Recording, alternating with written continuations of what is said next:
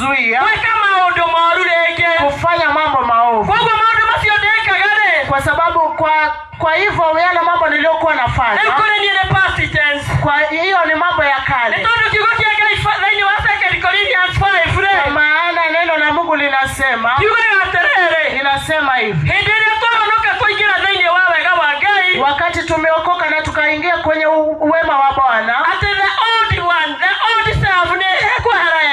mtu wa kale anaondoka. Yule mwanamke aliyekuwa anakunywa mvinyo anaondoka. Yule aliyefanya mabaya anaondoka.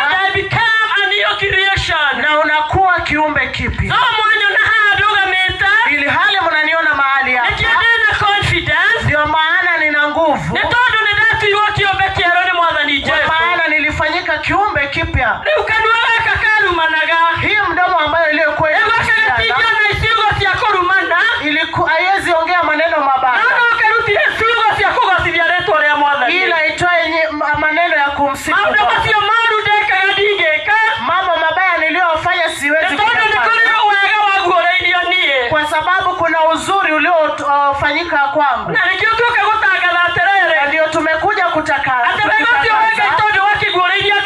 kwa ajili ya wema wa Mungu ulifunuliwa wote. Kila mtu ana nafasi ya kuipokea na ili aokoke, na ndio aache maovu.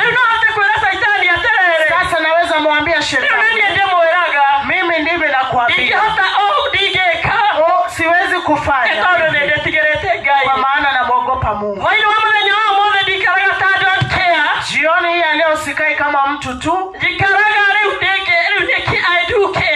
anakaa kwa ajili, anajali mambo. Kwa maana kuna Mungu ndani yangu na sitaki kumtia kumpatia aibu, kumkosea aibu. Bwana wabariki.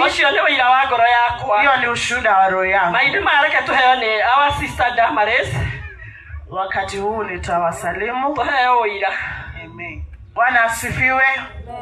Bwana asifiwe. Na mimi naitwa Damaris, nimeokoka. Yesu ni Bwana. Amen. Namtukuza kwa ajili ya wema na fadhili zake. Amekuwa kimbilio na msaada ya maisha yangu.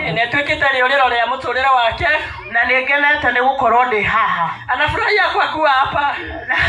Tumekuja kutabiri uzuri wa Bwana. For the